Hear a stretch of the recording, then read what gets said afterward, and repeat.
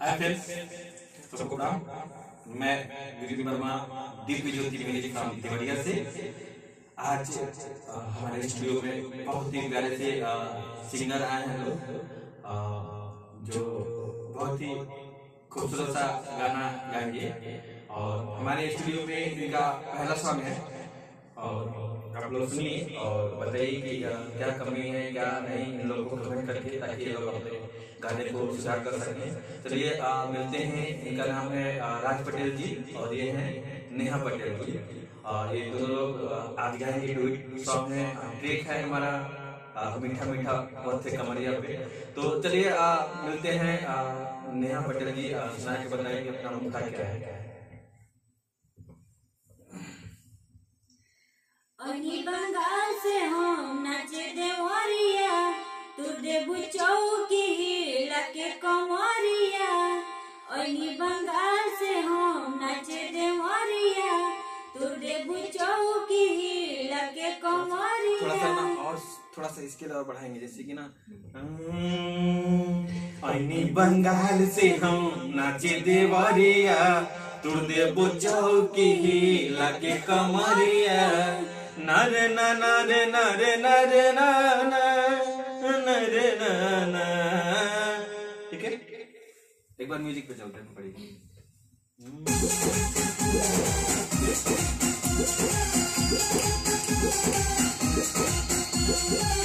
अनी बंगाल से हम नाचे देवरिया, तू देबू चौकी हिला के कमरिया।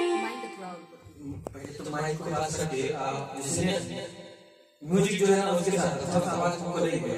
ठीक है, हम म्यूजिक का कर सकते हैं।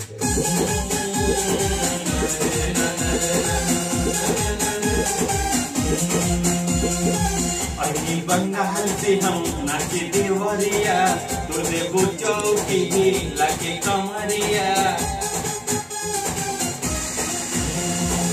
अनी बंगाल से हम नाचे देवरिया, तू देबू चौकी हिला के कमरिया।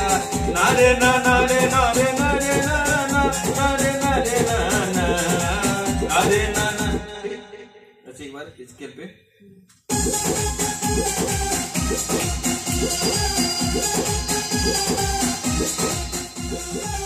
अनी बंगाल से हम नाचे देवरिया, तू देबू चौकी हिला के कमरिया। अनी बंगाल से हम नाचे देवरिया, तू देबू चौकी हिला के कमरिया। छोड़ के गया नजरिया हो, नजरिया हो। लहरानी भलो हरी राते दबालो अमल सौवानो भैया लहरानी भलो हरी राते सब ठीक है, बीट नहीं पकड़ रहा। ठीक है, थोड़ा सा और आप आगे चल लेते हैं। अब हमारे साथ पूरा लाइन गाएंगे। ठीक है,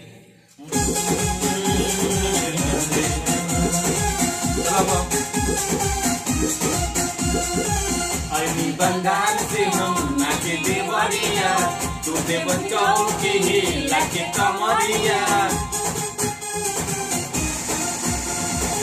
अनी बंगाल से हम नाचे देवरिया, तू देबू चौकी हिला के कमरिया। जोड़ी पे गाना वजन नजरिया हो, नजरिया हो। लहरानी दला हरी दाते दबालो नमरिया हो। लहरानी दल हरी दाते दबालो हवे पन सौवा नमरिया हो। ऐसे बीट पकड़ने रहेंगे तो गाने में मजा आएगा, सुनने वाले लोग सुनेंगे कि अच्छा लगेगा। ठीक है, फिर एक बार और कोशिश करते हैं अच्छी अच्छी है, साथ में गाएंगे। ठीक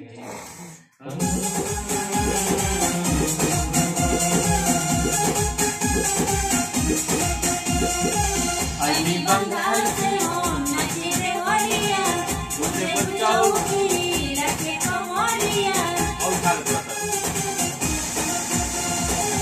अनी बंगाल से हम नाचे देवरिया, तू देबू चौकी हिला के कमरिया।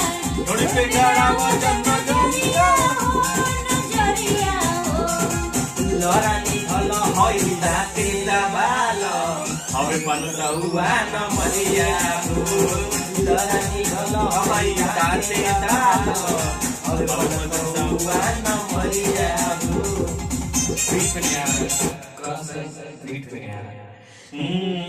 लरानी भल हई दाते दबाल हवे बनसौआ नमरिया हो बीच पे चलेंगे एक बार फिर से गा रहे हैं ध्यान से सुनिए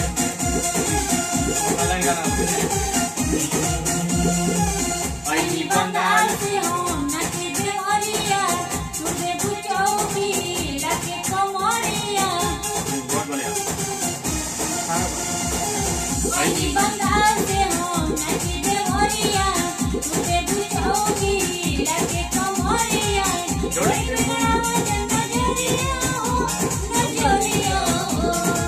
लरानी भल हई दाते दबाल हवे बनसौआ नमरिया हो लरानी भल हई दाते दबाल हवे बनसौआ नमरिया हो